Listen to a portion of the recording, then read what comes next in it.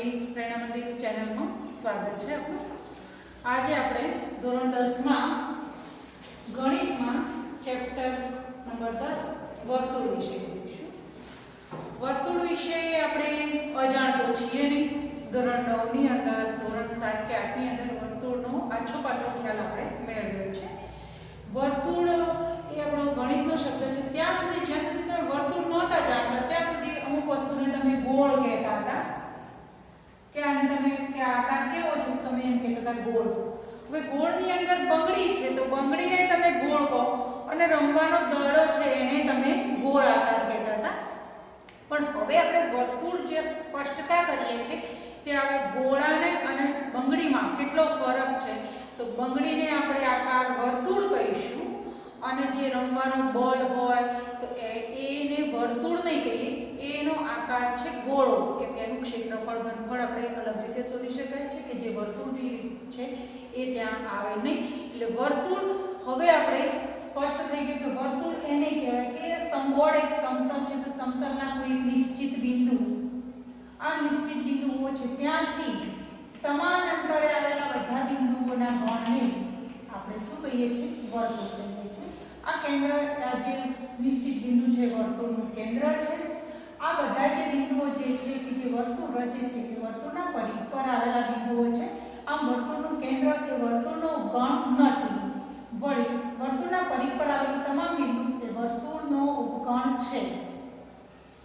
એટલે કે વર્તુળ એટલે ફક્ત એની આ જે વક્ર સપાટી છે, સપાટી પર આવેલા બિંદુઓથી રચાતું ગણ એને જ વર્તુળ કહેવાનું છે। વર્તુળનું કેન્દ્ર એ વર્તુળનું ઉપગણ નથી, અહીંયા આવેલું બિંદુ પણ વર્તુળનો ઉપગણ, વર્તુળ પરનું બિંદુ કહેવાય નહીં। વર્તુળ પરનું બિંદુ એટલે અહીં પરિઘ પર આવેલું કોઈ પણ બિંદુ। હવે વર્તુળની ત્રિજ્યા વિશે પણ જાણી ગયા છે કે આ વર્તુળના કેન્દ્ર અને વર્તુળ પરના કોઈ બિંદુને જોડતો રેખાખંડ એ વર્તુળની ત્રિજ્યા છે। કોઈ વર્તુળને અસંખ્ય આવી ત્રિજ્યાઓ પણ હોય છે। આ સિવાય જોઈ ગયા છે આપણે વર્તુળની જીવા। તો વર્તુળની જીવા તો એવા રેખાખંડો કે જેના બે અંત્યબિંદુ વર્તુળ પર હોય તો એને આપણે વર્તુળની જીવા કહીએ છીએ। આમ કોઈ એક વર્તુળને અસંખ્ય ત્રિજ્યા હોય, વર્તુળની જીવાઓ પણ અસંખ્ય હોય। કેટલીક એવી જીવા છે કે જે વર્તુળના કેન્દ્રમાંથી પસાર થશે। એક જીવા PQ છે તે વર્તુળના કેન્દ્ર O માંથી પસાર થાય તો એ જીવાને આપણે વર્તુળનો વ્યાસ કહીએ છીએ। આમ વર્તુળનો વ્યાસ એ વર્તુળની મોટામાં મોટી જીવા છે। આના વિશે પણ આપણે જોઈ ગયા છીએ। આપણે અહીંયા વર્તુળ ચેપ્ટરની અંદર થોડુંક આગળ જવાનું છે, વર્તુળના સ્પર્શક વિશે જવાનું છે।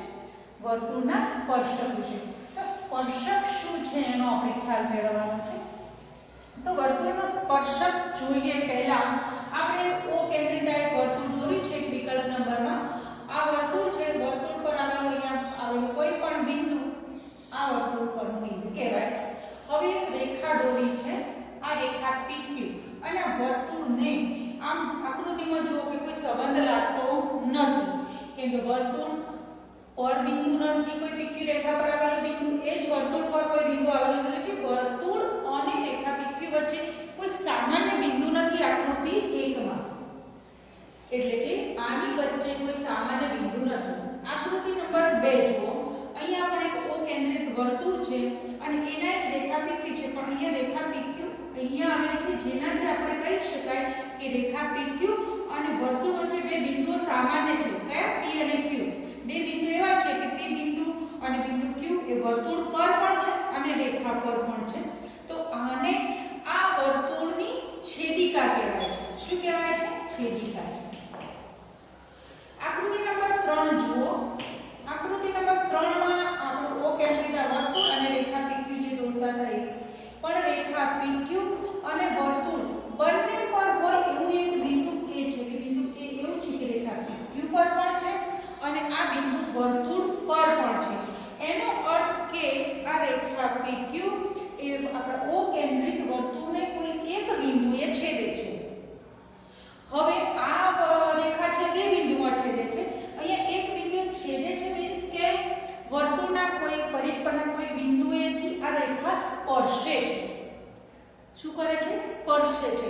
માટે આ આકૃતિ માટે રેખા PQ એ વર્તુળની છેદિકા નહીં બને। છેદિકા બનવા માટે બે બિંદુએ છેદે તો જ એ છેદિકા બને। તો અહીંયા આ રેખા PQ એ વર્તુળને એક જ બિંદુએ છેદે માટે આ PQ રેખા એ આ આકૃતિ માટે છે સ્પર્શક બનશે. શું બનશે? સ્પર્શક. તો અહીંયા રેખા PQ સ્પર્શક છે વર્તુળનું. અહીંયા રેખા PQ વર્તુળની છેદિકા છે.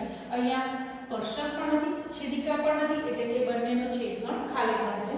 તો આની ઉપરથી આપણને જાણવા મળ્યું કે કોઈ વર્તુળને માટે કોઈ રેખા સ્પર્શક ક્યારે બને તો વર્તુળને ફક્ત એક અને એક જ નો અર્થ ખબર છે ને કે એક અને એક જ એટલે ફક્ત એક જ, એકથી વધારે નહીં તો ઓછા નહીં. તો વર્તુળને ફક્ત એક અને એક જ બિંદુમાં છેદતી કોઈ રેખા હોય તો એ વર્તુળનો સ્પર્શક છે. આ કોઈ પણ વર્તુળ હોય તો એ આ એક બિંદુમાં છેદતી રેખા હોય તો આ એનો સ્પર્શક છે. આ બિંદુએ એનો આ સ્પર્શક છે, આ બિંદુએ આનો એક સ્પર્શક છે. તો હવે આપણી પાસે બીજો એક પ્રશ્ન ઊભો થયો કે કોઈ વર્તુળને કેટલા સ્પર્શકો હોય, સ્પર્શકો કેટલા હોય એની આપણે ચર્ચા કરીએ.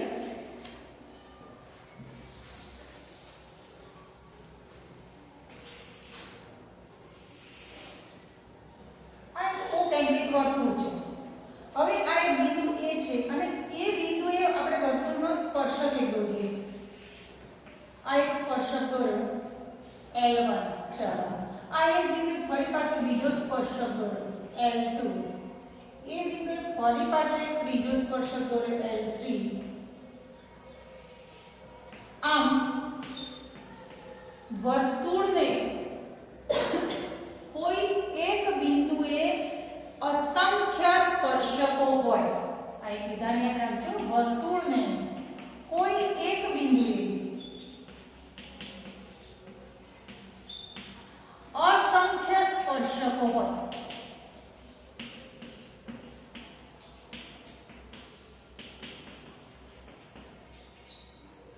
આમ વર્તુળના જે અસંખ્ય સ્પર્શકો કે જે એક જ બિંદુએ સ્પર્શે છે, રેખા L1 બિંદુ A સ્પર્શે, રેખા L2 વર્તુળને બિંદુ A સ્પર્શે, રેખા L3 વર્તુળને એ બિંદુએ સ્પર્શે, રેખા L4 પર વર્તુળને એ બિંદુએ સ્પર્શે છે. તો આ બિંદુ જે બિંદુએ સ્પર્શે, જે બિંદુએ રેખા સ્પર્શે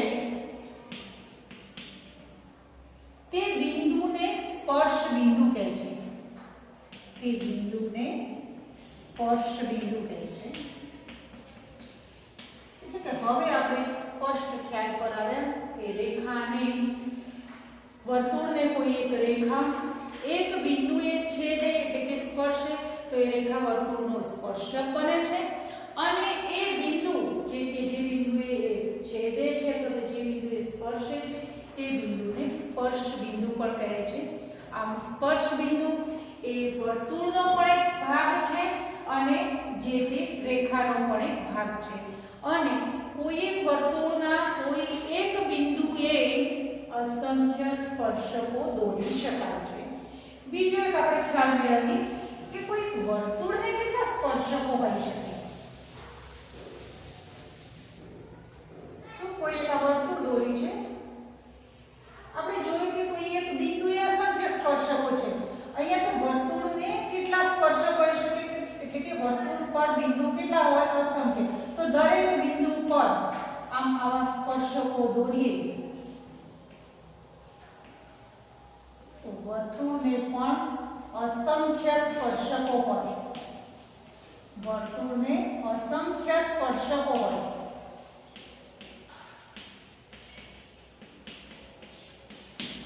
વર્તુળના કોઈ એક બિંદુએ પણ અસંખ્ય સ્પર્શકો દોરી શકાય છે. આમ સ્પર્શક વિશેનો આપણો ખ્યાલ સ્પષ્ટ થયો. હવે આપણે આગળ એક પ્રમેય આવે છે, પ્રમેય 10.1. પ્રમેય 10.1 નું વિધાન આપણે સમજવાનું છે. એ પ્રમેયની સાબિતી આ વખતના આપણા કોર્સમાં નથી, પણ એને સમજવાનું છે કેમ કે વર્તુળનો જે આ પ્રમેય છે 10.1 એ પ્રમેયનું વિધાન આપણને કેટલાક દાખલાઓ માટે ઉપયોગી છે. તો પ્રમેય 10.1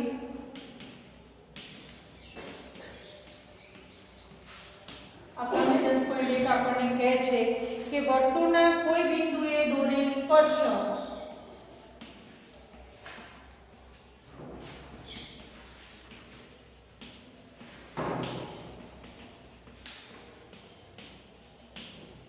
વર્તુળના કોઈ બિંદુએ દોરેલ સ્પર્શક સ્પર્શ બિંદુમાંથી પસાર થતી ત્રિજ્યાને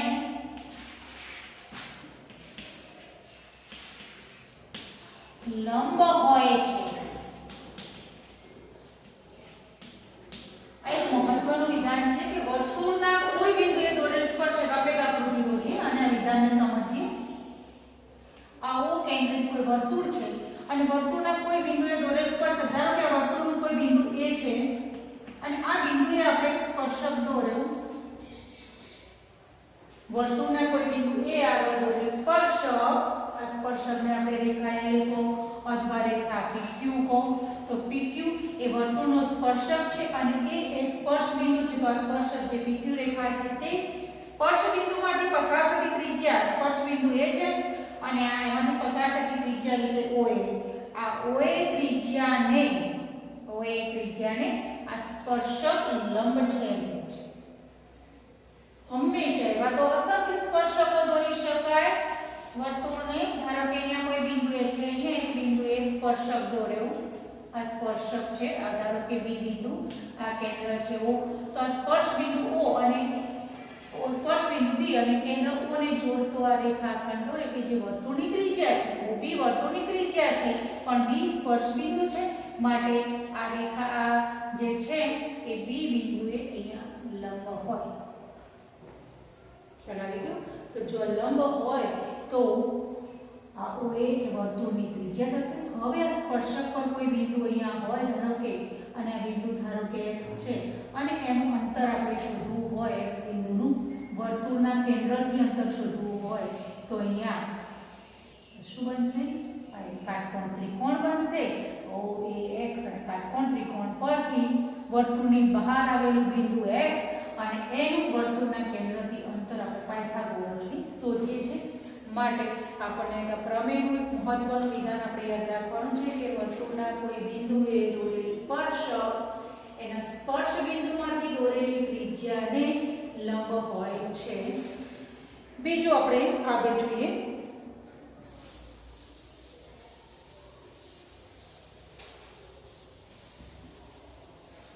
આપણે પ્રમેયનું જે વિધાન જોઈ ગયા એ ઉપરથી હવે આપણે જોઈએ કે વર્તુળની અંદર જે સ્પર્શ બિંદુ છે, કોઈ વર્તુળને જેમ અસંખ્ય છેદિકાઓ છે એમ સ્પર્શકો પણ કેવા છે? અસંખ્ય છે. પણ કોઈ એક બિંદુએ પાછા સ્પર્શકો જોઈએ તો એ બિંદુએ પણ અસંખ્ય છે, આખા વર્તુળને પણ અસંખ્ય સ્પર્શકો છે. હવે આની ઉપરથી કેટલાક પ્રશ્નો છે સ્વાધ્યાય 10.1 આપ્યો છે કે જેના મૌખિક જવાબ તમે આકૃતિની સમજૂતી પરથી એના જવાબો આપી શકો છો. ચલો હવે આપણે સ્વાધ્યાય 10.1 ના કેટલાક ટૂંકા પ્રશ્નો છે. પહેલો પ્રશ્ન છે કે વર્તુળને કેટલા સ્પર્શક હોય? તો આપણે આકૃતિ જોઈ લીધું છે કે વર્તુળને કેટલા સ્પર્શક હોય? અસંખ્ય સ્પર્શક હોય. તો જવાબ છે અસંખ્ય. બીજું છે ખાલી જગ્યા પૂરવા જોઈએ. સ્પર્શક વર્તુળને ખાલી જગ્યા બિંદુમાં છેદે છે. કેન્દ્રિત વર્તુળ અને સ્પર્શ રેખા છે એ છે. ચાલો સ્પર્શક PQ વર્તુળને ખાલી જગ્યા બિંદુમાં છેદે. કેટલા બિંદુમાં છેદે? ફક્ત એક જ. બીજો પ્રશ્ન વર્તુળને બે બિંદુમાં છેદતી રેખાને ખાલી જગ્યા કહેવાય. વર્તુળ છે એને આ એક રેખા જે છે એ આ બે બિંદુમાં છેદે છે x અને y. તો રેખા L ને આપણે શું કહીશું? છેદિકા કહીશું. અહીંયા તો આપણી પાસે છેદિકા કહેવાય. ત્રીજો પ્રશ્ન છે વર્તુળને વધુમાં વધુ ખાલી જગ્યા સમાંતર સ્પર્શકો હોય. સ્પર્શકો હોય એવું નથી કીધું, સમાંતર સ્પર્શકો વધુમાં વધુ કેટલા હોય? આપણે આકૃતિ જોઈ દોરી અને કહીએ. આ એક વર્તુળ છે કેન્દ્રિત અને વધુમાં વધુ કેટલા સમાંતર સ્પર્શકો? પહેલા એક સ્પર્શક દોરીએ. ધારો કે આ એ બિંદુએ એક સ્પર્શ બિંદુ છે અને રેખા XY આ વર્તુળનો સ્પર્શક છે. હવે આ સ્પર્શકને બીજો સમાંતર સ્પર્શક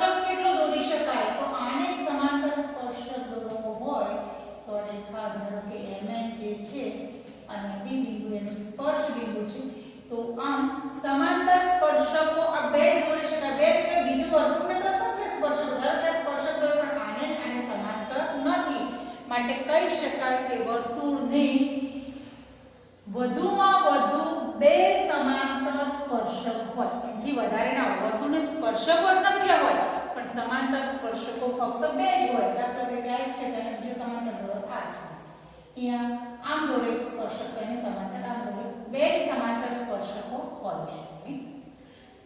છેલ્લો પ્રશ્ન, વર્તુળ અને સ્પર્શકના સામાન્ય બિંદુને ખાલી જગ્યા કહે છે. આ વર્તુળ અને આ સ્પર્શક છે PQ અને બંનેનું સામાન્ય બિંદુ A એને શું કહીએ છીએ આપણે? સ્પર્શ બિંદુ.